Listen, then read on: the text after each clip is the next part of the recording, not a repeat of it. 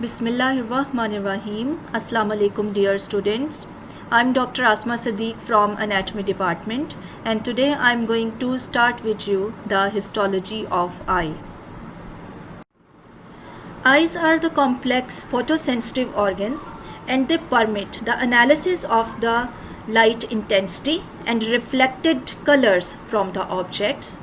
Eyes composed of the globe-like structure which is known as eyeball, as you can see here, and this eyeball is located and very well protected in the bony orbit in the skull. The eyeball is composed of three important layers. The outermost layer is the fibrous, which is composed of the sclera and cornea. The middle one is very vascular layer, that's why this is known as vascular layer, and this is composed of the choroid, ciliary body and iris. And the innermost layer, that is the neural layer, it is composed of this retina. So the eyeball, that is composed of the three layers which are also known as the tunics. So the outermost one is the tunica fibrosa or fibrous tunic, and this is composed of this transparent fibrous cornea, and which is making up the anterior 1/6 of the sphere of that globe, and the posterior 5/6 area is composed of the sclera. And the next one, that is the vascular tunic, it is composed of the iris, which is this diaphragm like component, and in between the iris is the opening which is known as pupil. And this pupil is present just behind the cornea in front of the lens. Then is the after iris, there is the ciliary body where the ciliary muscles are present, and the rest of the sclera, this vascular layer, that is known as choroid. Next one is the innermost layer, which is the neural layer, that is known as the retina. It is composed of two components, the pigment layer as well as the neural layer. So that innermost area, where at this area of the optic disc, optic canal, there is the entrance and emergence of the optic nerve, which is the sensory nerve, the cranial nerve 2, optic nerve, that is carrying all the sensory fiber for the perception of vision. Now the other components which you can appreciate here, that the junction of the cornea and sclera, that is known as the limbus. And here you can see one canal, that is the canal of Schlemm. This is draining up all the aqueous humor present in the anterior chamber, and this anterior chamber is the area which is having the aqueous humor behind the cornea, and then through pupil, this is also present in this area behind the iris. So that is making up the anterior chamber. Then is this area which you can see is the lens, and it is going to be connected to the ciliary body through the ligaments which are known as the zonular ligaments, and these are the capsular ligaments of the lens or zonular fibers, zonular ligaments, which are actually making the lens flattened or biconvex for accommodation of the light. And then this area which is present on the retina here, this is the junction which is between the neural retina and non-neural retina, that is the serrated area which you can appreciate here. This is known as ora serrata. So this ora serrata is the junction between the non-neural, which is this area, and rest whole of the neural retina, that is demarcated anteriorly at this area which is ora serrata. And just behind there is this area which is showing you the emergence of the optic nerve.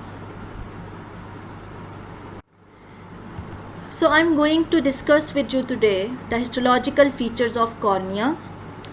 Cornea is making up the interior 1/6 of the fibrous coat of the eyeball, and the rest of that outermost fibrous coat is making up the sclera.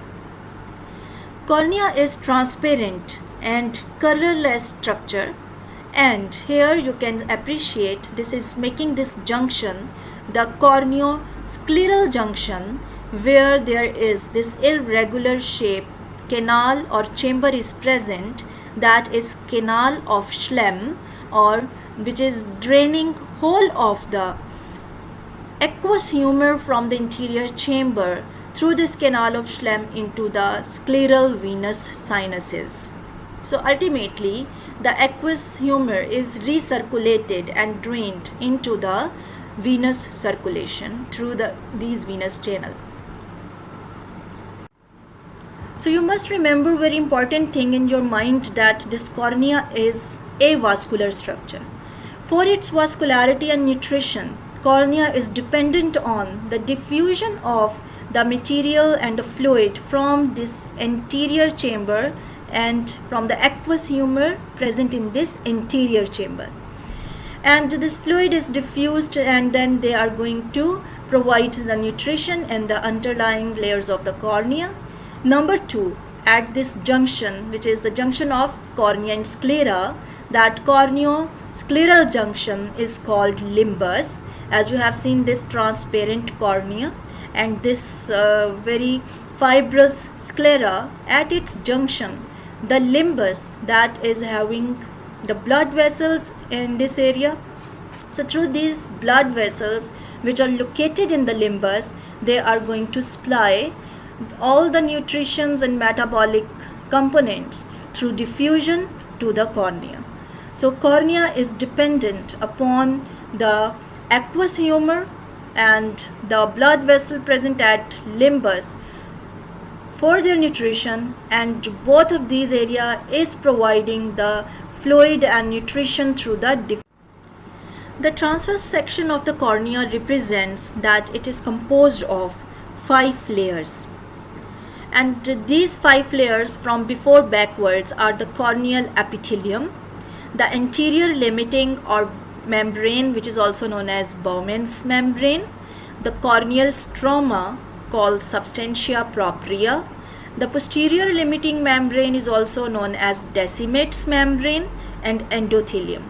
So from before backward, if you see that this is going to composed of 5 layer, and the outermost interior layer is the corneal epithelium, which is composed of stratified squamous non-keratinized epithelium, and then is one layer, fibrous layer, that is the anterior limiting layer or the anterior limiting membrane, also known as Bowman's membrane. Deep to this layer is next the whole of the thickness of the cornea, that is actually composed of that 3rd layer, which is the corneal stroma. It is making up the 90% of the thickness of the cornea. Deep to that cornea, towards the inner side, is the posterior limiting membrane, this one, and this is also one fibrous layer here, and this is also known as Decimet's membrane. And next is the innermost layer, which is facing towards the anterior chamber of the eye, that has this epithelium again, which is known as endothelium. So this is flattened squamous endothelium, which is lining the innermost area of the cornea, that is towards the anterior chamber of eye. So first of all, the corneal epithelium, which is composed of stratified squamous non-keratinized epithelium, as its superficial most layer, that is the squamous flattened cells, and its basal layer, they are going to have the low columnar cells, these cells are showing numerous mitotic figures. So that's why this layer is having very high regenerative capacity, and they are regenerating the new cells. They are forming and producing the new cells through mitosis, which are migrated towards the superficial most layers. Then in between these two layers are the middle layer, which is going to have the polygonal cells. So actually this stratified squamous non-keratinized epithelium of cornea is going to have 5 to 7 layers. It is 5 to 7 layered thick, and these middle cells, which are polygonal cells, are also known as wing cells. These are all of these cells are going to having the junctional complexes, mostly the desmosomes, and by these desmosomes they are going to join together and having the these junctional complexes among these cells. So as I have told you that the basal cell, these basal cells of the stratified epithelium of cornea is low columnar epithelial cells, and these are going to have the mitotic figures and having a very high regenerative capacity. And the cells which are going to migrate towards the superficial layer from these cells, then they are going to desquamate. There is the process of desquamation from the superficial most layer, and that turnover is actually it is of 7 days. And these cells, which are also known as the wing cells, making up the middle layer. Then next to these cells, which are the superficial most cells, are the squamous cells. These are also bearing microvilli. So their microvilli, they project into the space where there is the precorneal tear film is present. So the space which is having the tear film, towards that precorneal tear film, the microvilli of the superficial most squamous epithelium is projecting, and then there is if there is any damage to the cornea, because of its regenerative capacity, there is rapid migration of the cells from this basal layer, and then that injured area is going to be covered very rapidly with the epithelial cells. So that basal cells, they are going to replace the cells very quickly, and they are migrated towards that wound, and then they are making up the they are filling up that gap which is produced by that wound. It is avascular. Cornea has no blood supply of its own. There is absent vascularity. So you say that this cornea is avascular structure, but there are very numerous and very numerous amount of the nerve endings. These free nerve endings, they are making it highly sensitive structure. So it is avascular, but it is very highly sensitive structure because of the presence of the free nerve. So again you can see that the cornea is going to have the stratified squamous non-keratinized epithelium, and its basal layer, they are going to have low columnar cells, and they are actually having 5 to 7 layers of the stratification, and the basal cells are the low columnar variety. Then are the intermediate cells, which are the polygonal shaped cells, also known as the wing cells, and as moving towards the more superficial side, the cells become flattened and they are going to be the squamous cells. That's why this is stratified squamous non-keratinized cell. So from this superficial most layer, there is the desquamation and exfoliation of the cells, which are going to lose their joining and attachment from the rest of the cells, and then they are lost, and it is going to be replaced by regenerated capacity of the basal layer. These all cells, they are going to join together by the desmosomes. The next, this is going to have this basement membrane, and deep to this is the next layer, which is the Bowman's layer, Bowman's membrane, or it is also known as anterior limiting membrane. It is 8 to 10 micrometer thick, and it appears homogeneous and structureless if you see under the light microscope. This layer consists of, as you can see here, that this is going to consist of the network of type 1 collagen fiber. So here these are the collagen fibers which are going to make up the anterior limiting membrane. It is also known as Bowman's membrane, and these are type 1 collagen fibers embedded in the ground substance. This membrane actually contributes to the stability and strength to the cornea, and it acts as a barrier for the spread of the infection to the deeper layer. It does not regenerate. This layer has no regeneration capacity, and if there is any damage to that layer, this can be going to form the opaque scar which can impair the vision. So any damage which is in this corneal epithelium, that can be replaced and regenerated by the regeneration of new cells, but the damage to that Bowman's or anterior limiting membrane lead to the scar formation, and it so out of 5 histological layers of the cornea, till now you have seen the corneal epithelium and the anterior limiting or Bowman's membrane.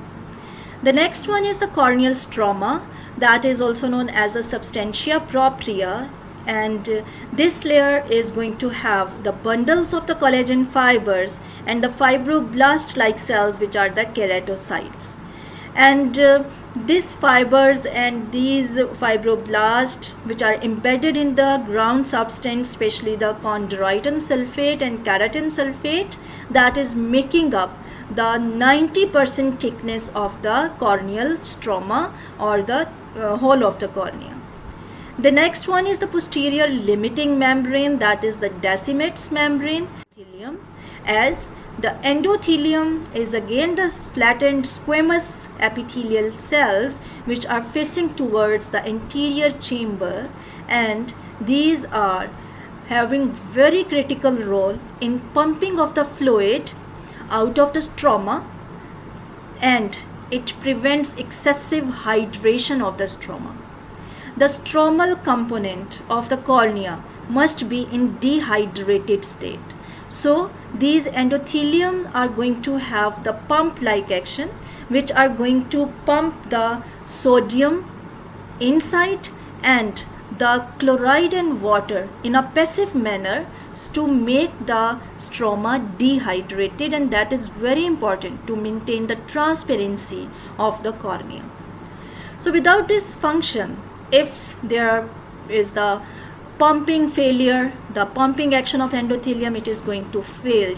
Then stroma would swell up with the fluid accumulation, with lots of hydration, and because of that, definitely it impairs the vision and optical properties, they can be affected. So now you can see here in this picture that there is mainly the corneal epithelium, 5 to 7 layers you have to form it. The basal layer, that must be the low columnar, and the superficial most layer will be stratified, and in between should be the polygonal cells. The next layer is the anterior limiting membrane having the bundles of collagen fiber, and the rest whole of this, the collagen fibers which are running parallel together, and these bundles along with these fibroblasts which are the keratocytes, this is making up the corneal stroma, and that is making 90% of bulk of cornea. And next one is the limiting membrane, that is posterior limiting or Descemet's membrane, which is actually the basement membrane of the corneal endothelium, which is facing towards the anterior chamber, and this is again the low squamous type of the epithelium. You actually have to form the flat cells in this layer, so make the flattened squamous cell which is going to have the pump like action, and that is very important to make this corneal stroma in dehydrated state, and if it is going to swell up with fluid with lots of hydration, then it can impair the vision. So that's how you have to draw the cornea in your histological notebook. Thank you very much. Today I'm just going to cover with the cornea, and in the next lecture I will move on to the rest of the structure of the eyeball, and I hope you understand it very well. And again, if you feel any problem and there is any query, feel free to contact me. Thank you once again.